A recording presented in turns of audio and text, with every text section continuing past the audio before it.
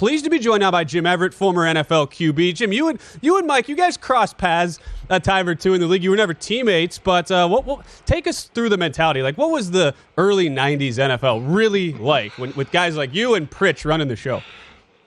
Well, number one, they would actually hit the quarterback. All right, so we actually had to duck and get the hell out of the way. Now, Pritch, when you're going over the middle, they would actually take his head off. Yes, they would. They would knock you out, which they did. It sent me to the hospital. Ronnie Lott would come to us before the game and say, Jimbo, don't throw over the middle. Don't, and he was right. Right, Pritch, right. I mean, high balls over the middle were a death sentence. Yeah, I didn't like those. I didn't appreciate those. But we would still catch them for you guys, quarterbacks out there. You catch them for us. Absolutely. But I haven't talked to you in quite a while. And I don't know if you know this story, but when you were on Jim Rome, it's infamous, right? I was on Jim Rome following you. I think it was a week or two after that. Mm-hmm. And the table was nailed down. As if I was going to go in there and uplift the table and throw it around. I mean, did that ever get back to you in terms of that table being nailed down? No, I didn't even know anything about the table in the first place if it even moved. I mean, so the whole thing. So It was. People ask me all the time, was that stuff staged? Was that? And I'm like, no, it was just someone being. And just reacted. Us athletes, we try to maintain composure, and it's been years ago. But man, I'm telling you what, now it seems like the video had been in all these different communication classes. So all these kids come up to me and go like, "Man, I really respect what you did." Sure, standing up for yourself. So how was the show for you? Well, I gotta ask. It was fine. I mean, I got he sent me to the Ivy for dinner, and nice. I got a nice tailored shirt and jacket. But the interview went well. He was on his best behavior. Oh, good. I think from that moment on, because nothing else like that has ever happened to him. I'll tell you, it was one of those rare things. I look at it as two young guys at the time. I didn't get in the Ivy restaurant. I mean, it was just a startup. I actually thought I was going to Roy Firestone. Oh, okay. Right. But anyways, Pritch, I got to ask you, Sure. all this time with Colorado, you get Deion Sanders coming in. Are you pumped? I am beyond pumped. I've been asked that question repeatedly here at Super Bowl Row already. I am beyond pumped. I mean, what Deion, Coach Prime, has already created just from the platform, the profile that he's increased with our program and the kids that he's bringing in. Because that's where it starts, right? You got to get the talent. You got to get those kids to improve each and every year. And I think Coach Prime is perfect for that. But the coaching staff, too, is incredible. Do you follow college football? I do. I do follow. So, I mean, and I think would take a page out of Nick Saban's playbook. Mm-hmm. Your team's only going to be as good as the talent that you have. Right. And so, coming in, doing all this stuff, I look at the game now, see all the NIL stuff, so teams can improve quicker, guys can flip quicker. We had to sit out a year. We did.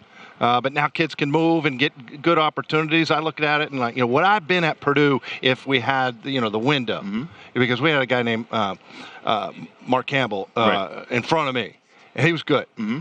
And it was like, man, I think I would have jumped and gone with Doug Scoville down at San Diego State just for the opportunity to play. So, I mean, it's really wild. So I don't judge these kids. I look at them and go, dude, if you got the opportunity, go. And the fact that you actually get some money, because we used to get like $170 a month for our scholarship, live off campus. Mm-hmm. We can barely do that. Right. And so the fact that these guys can get some money, I'm all about that. The NCAA, I like the fact that people challenge that. Yeah, me too. Absolutely. Thinking, too, about the Colorado-Purdue connection we have now, guys, and Jim Everett in the Purdue Football Hall of Fame. So Ryan Walters played at Colorado, fellow alum of Mike Pritchard, now just gets hired as the head coach there for Purdue. What are your thoughts there, Jim, on the new hiring for the Boilermakers? Well, I think they've got a program. I think with Jeff Brom, I think the program, went from, really nothing to something, and really, be able to beat Ohio State doing what they're doing. So I think he's got big shoes to fill with Jeff Brom going to Louisville. So, I mean, I think there's going to be some challenges as far as getting that offense. Purdue's known for two things, astronauts and quarterbacks. So we got to keep concentrating on those. Yeah, absolutely. Drew Brees, I think, is on that staff or consulting with Ryan. Drew is close to the program. I know he's on the NIL board as I am. Yeah. So we work closely with the school on different programs that are going in. So he's going to have a lot of support on that part. But, that's forever changing stuff. But, Drew's a big fan of the program.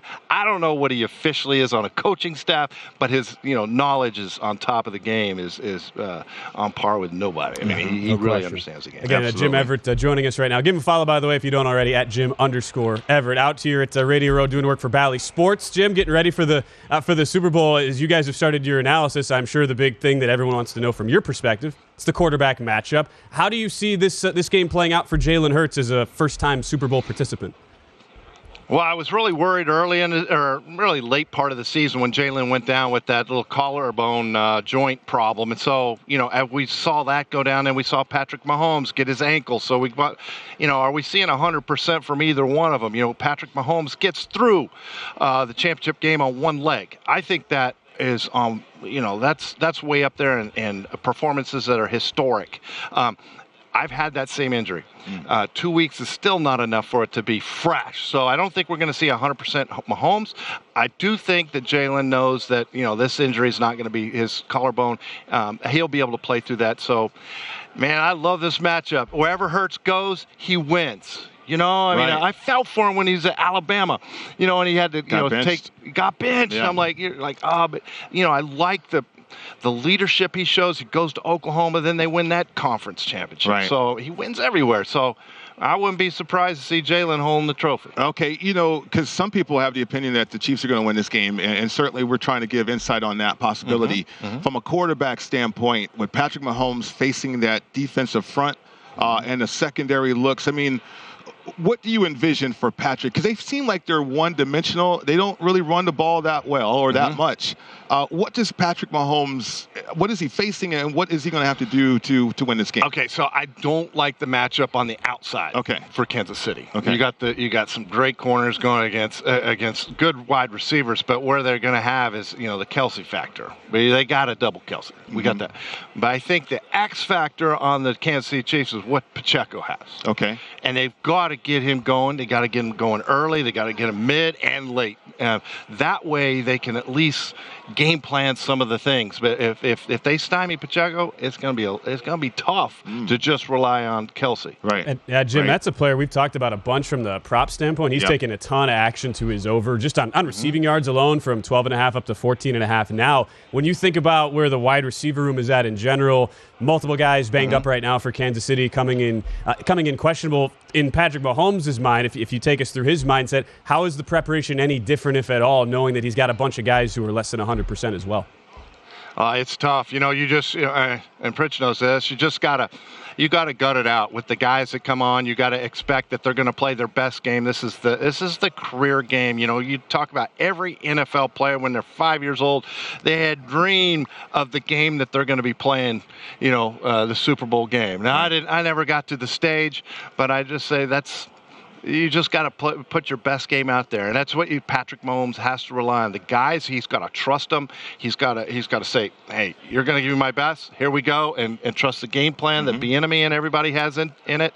I have no doubt that Kansas City is going to have a great game plan. Can they execute it at the level to be successful is on those players. All right, you got to lean Eagles, Kansas City, or are you going with the Chiefs?